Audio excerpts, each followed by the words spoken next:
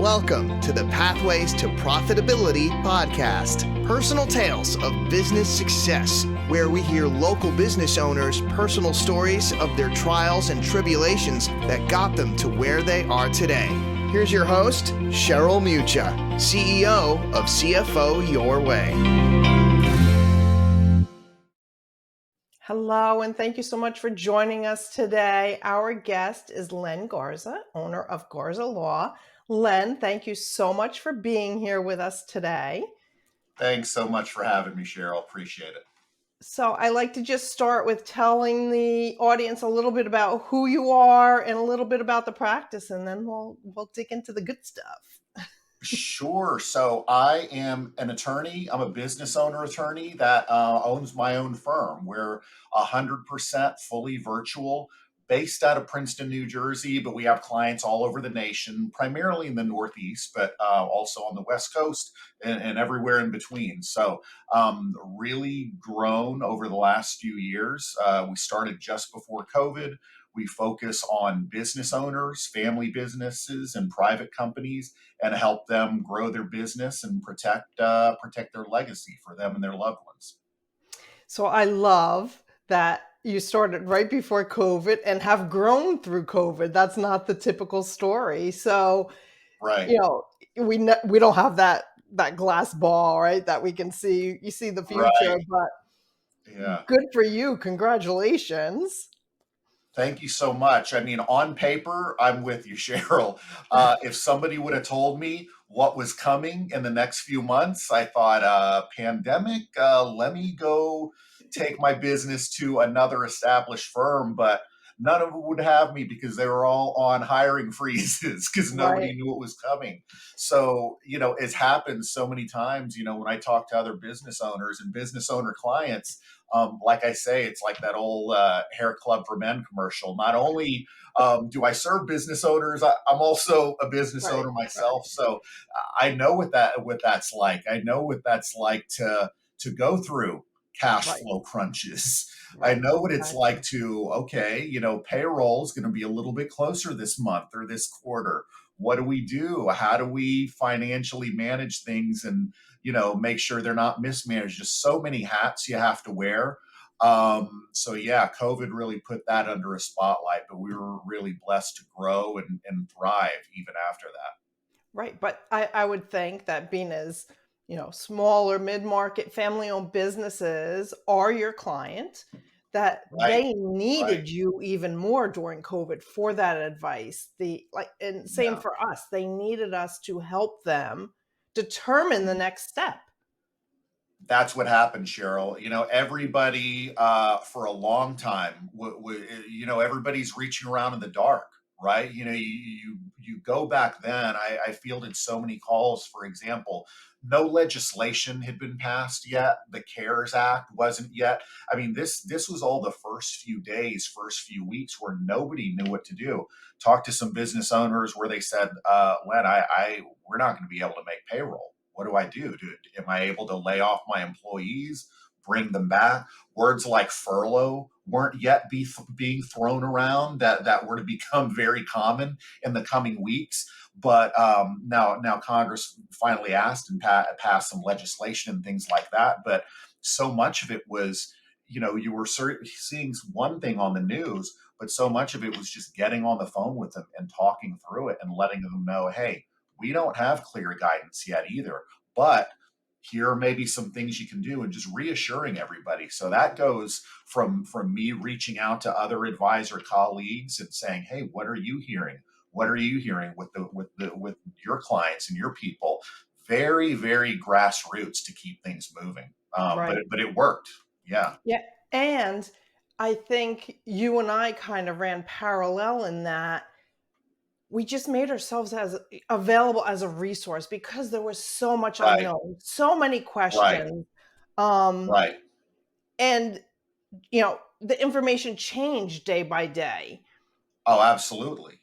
And Absolutely. So yeah, the PPP, right? How do we what is this? The application, what do we qualify for? Do I reach out to my bank? I can't get a hold of them. They're right, swamped. What do I do? right, And it's just like, you know what? the idea of, oh, that really isn't in my wheelhouse, I don't know, really went out the door pretty Right. quickly, Cheryl. And I said, how can I help? How can I be of service? Send to me what you got, and I'll take a look at it and help you make sense of it.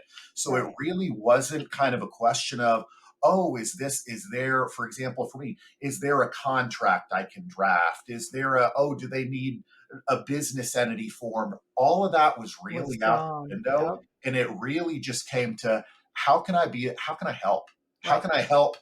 How can we all help each other through this? Because I did know that. I think we all kind of knew that instinctively, right, Cheryl? That if we're going to get through this, and we are some way, we don't know how, but it's going to be together and not isolating, right? Right. And so you don't really know what the next thing comes, but it's like, well, I'm going to use my skill set, my knowledge, whatever that is, and try to And get help. as educated as we can, right?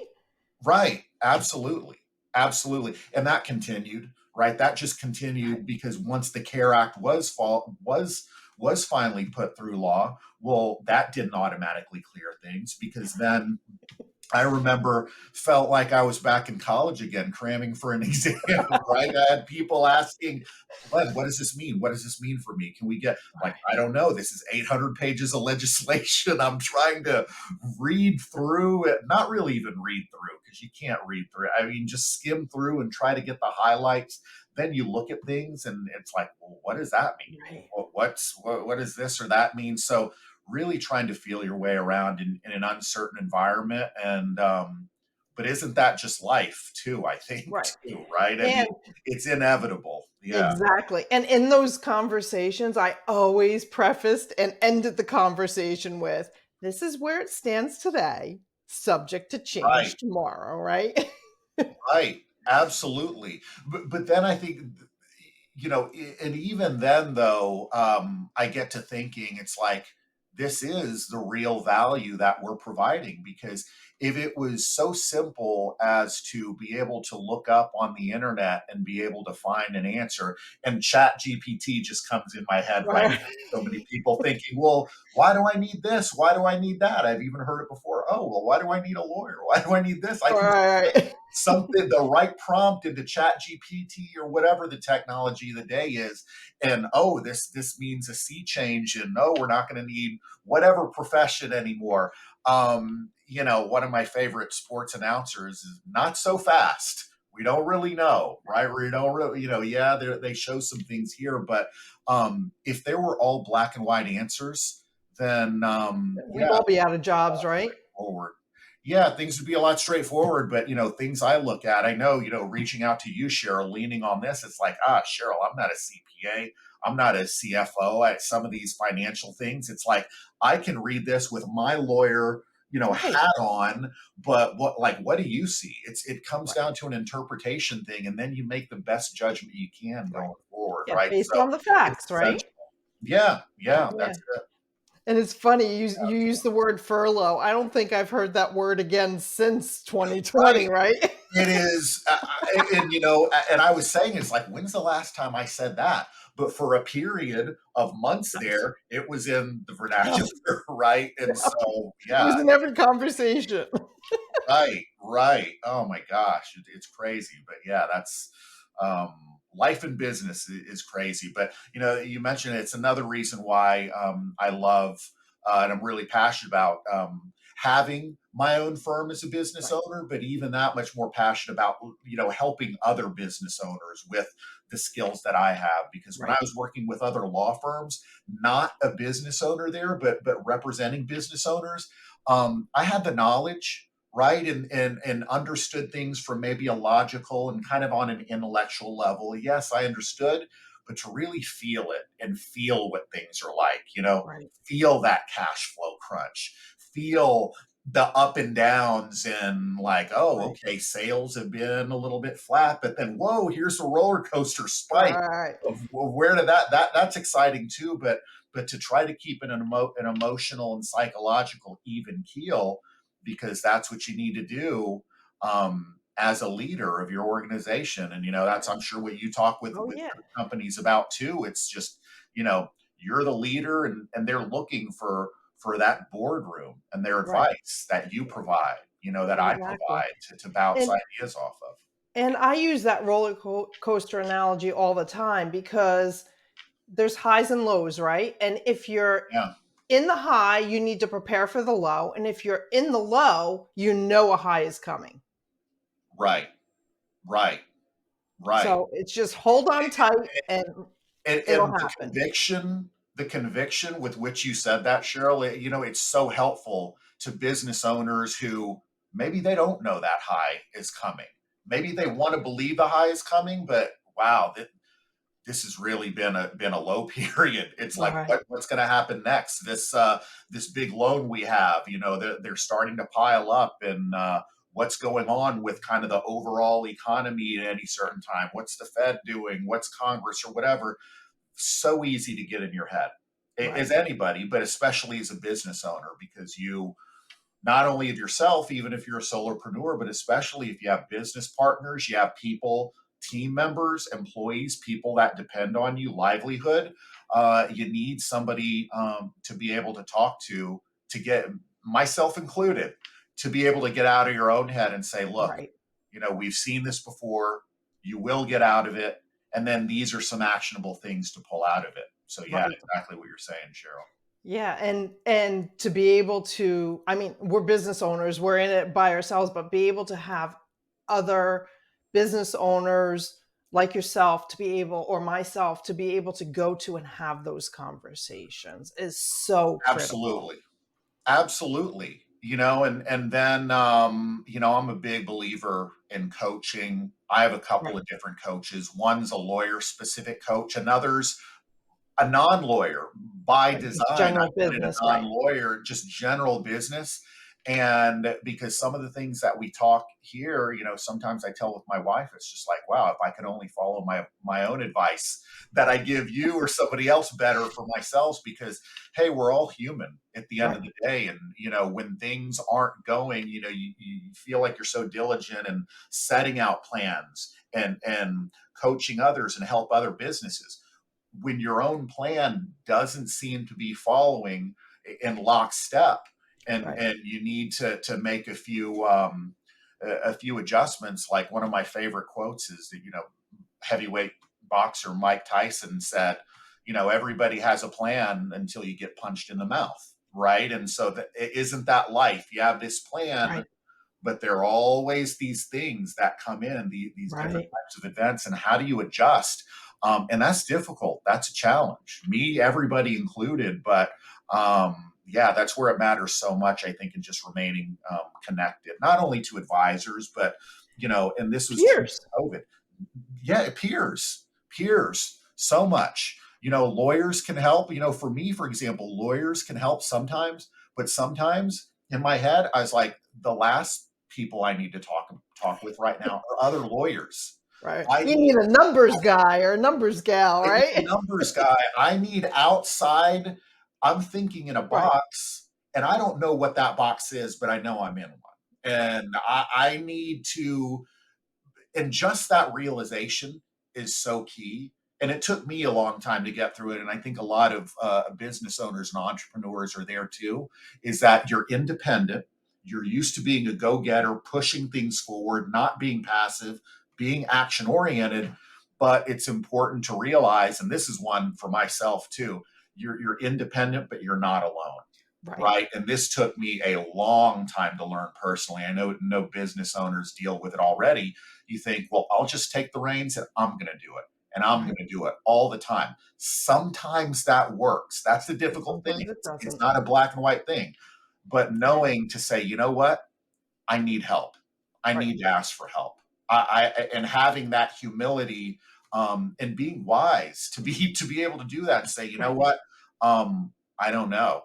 And For like us, for example, let me call Cheryl, because I, right. I mean, who am I trying to kid go through this balance sheet and try to piece it together? Why am I trying to do this? Let me call Cheryl, and Right. she can And ask us people are, or anything. Yeah, I think people are just willing to help.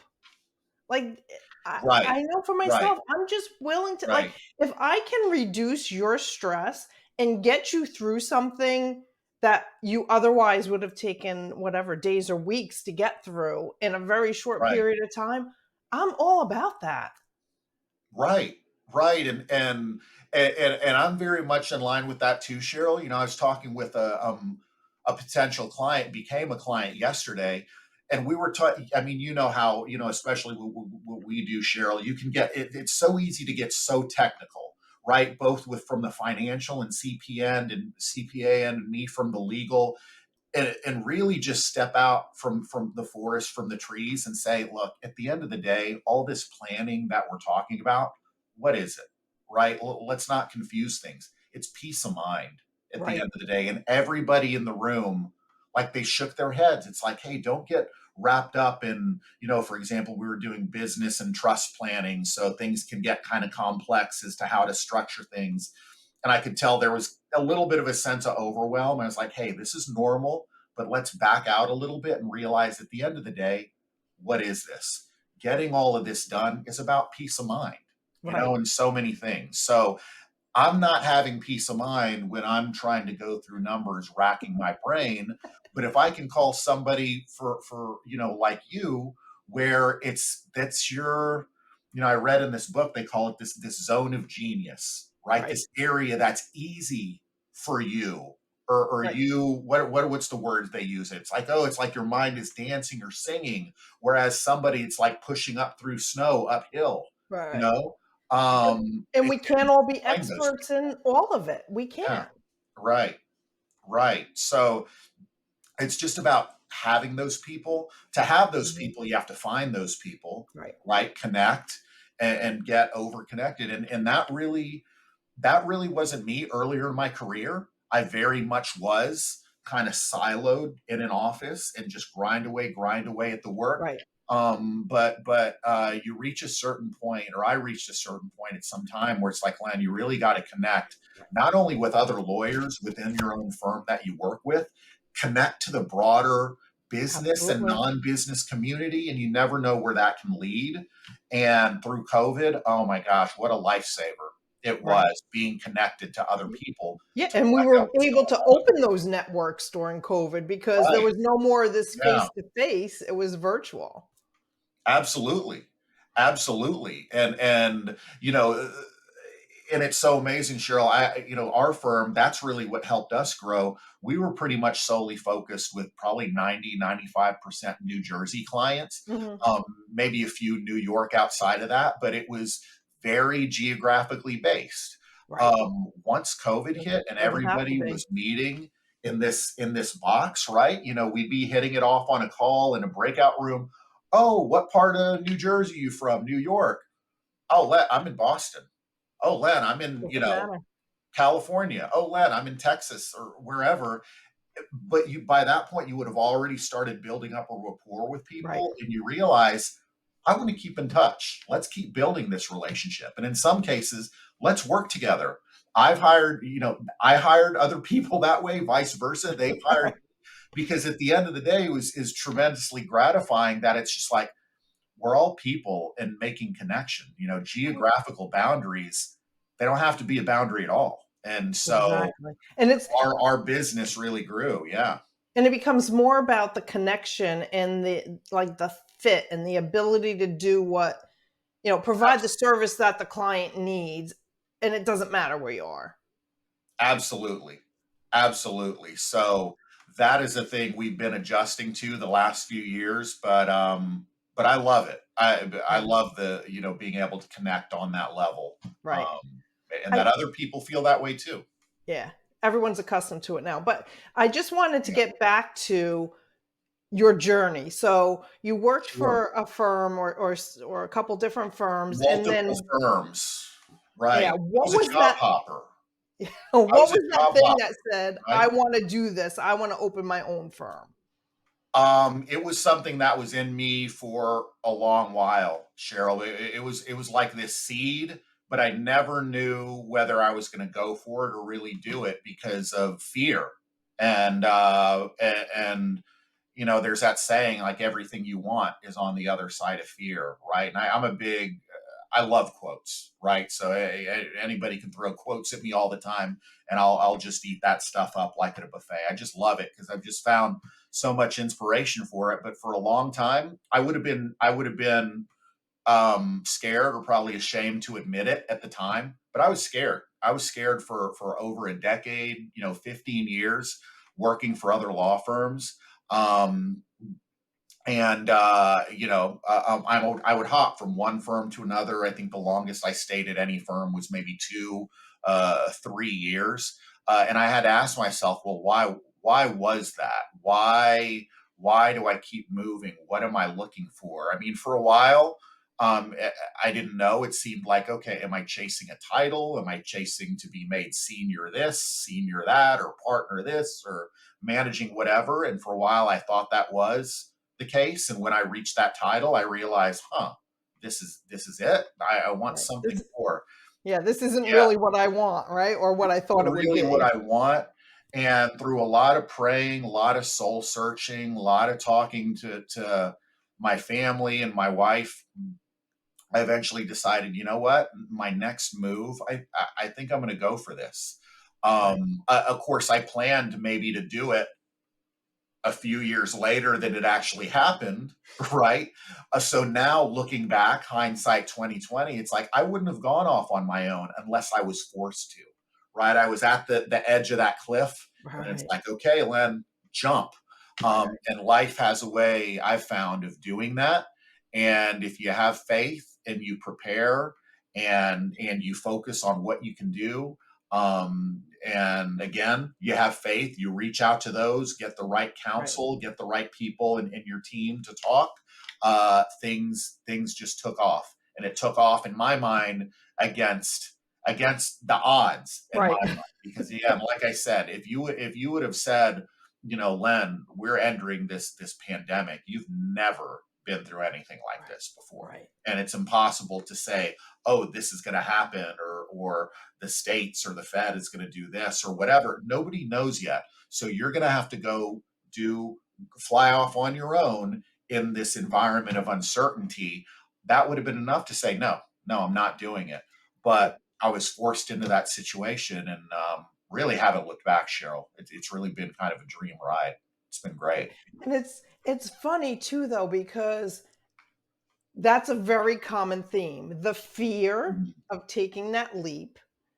And Right, then once you take that leap and you realize that it had to happen at that time because you need the experience that you got in the time that it took to get there, right? right, You needed to be that professional or be that person and have those experiences to be able to do it on right, your own.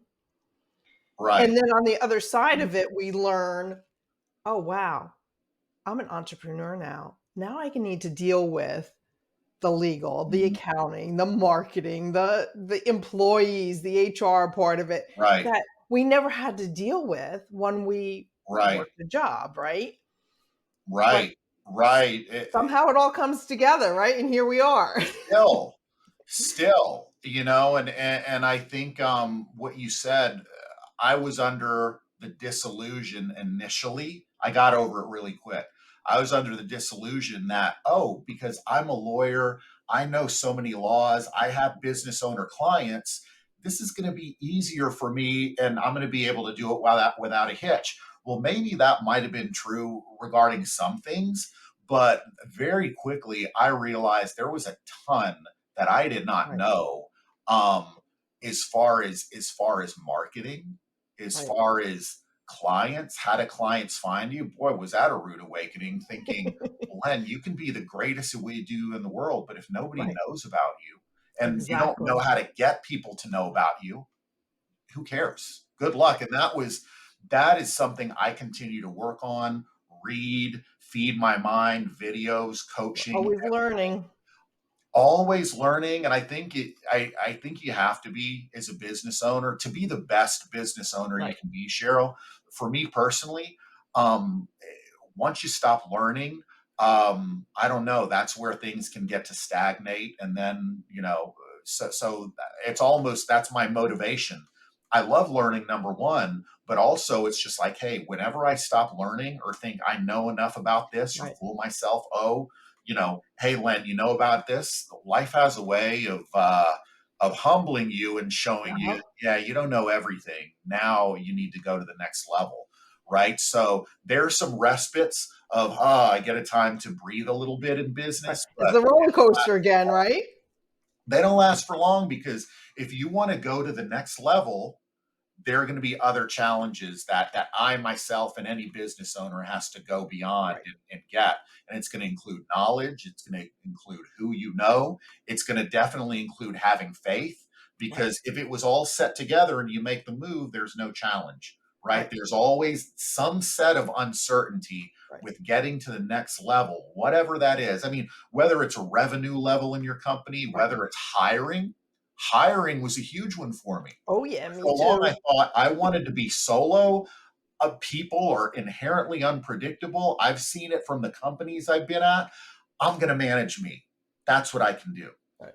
Did that for a while and then very quickly reached capacity. Right. And I said, I want to do more. I want to serve more people. I don't Right. want to turn away people who I want to work with. And then it just came down to my coaches said, Len, you got to make that leap. You Higher, have to yeah. hire. And that was scary. That was scary for me to do that. That But was then I you think get that was over the that. scariest thing Yeah. for me too, was that first hire. Yeah. Yeah. Yeah. Yeah. And again, all the things it brings back, all the things that I didn't know at the time.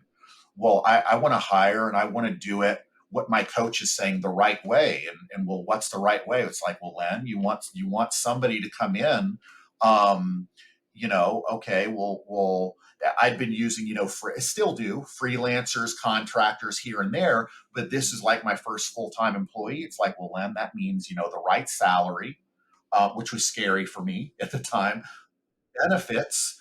Okay, benefits. I've had benefits before, but what does that mean setting up benefits for others? So I Right. was, again, okay, what's the true cost or Right. investment? And I had to learn that of an employee, right. right? And keeping And it keeping yeah, in mind the scalability of it. Like, because once you right, set that standard, the next hire right. has to meet that same standard. Absolutely. Absolutely. So, and then it brought on things of like, okay, well, now you're the leader. You have to be a leader. And what does that mean? Because And I'd seen so many situations where it was done the wrong way and right. somewhere was done the right way, but so many that was done the wrong way. And really, Cheryl, I was scared to death of doing it the wrong way. Right. And I didn't want to be that boss I'd had in the past that made people want to quit, right. And and for I'm sorry, Len, but and for me, it was now I'm responsible for this person's family. Like I right. need to have the cash flow and the ability to Yeah. continue to pay this person so that they can live Right. their life. Right. Oh, that's a continue you hit And hence more gray something. hairs. You hit something, right? I think I just grew a few gray with you saying that, Cheryl. You hit close to home here. And I know for many other entrepreneurs out there, you live close to home because at the end of the day, it comes down to I need to provide as a leader, Exactly. right? I need to provide.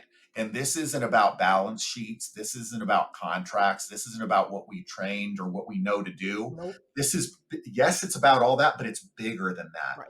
I need to keep this engine, this thing growing because I've got people to provide for, you know?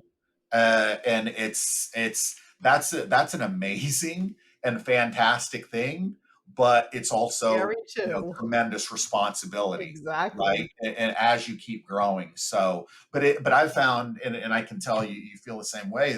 I found growing as a business though, you don't get there with also growing as a person. Right.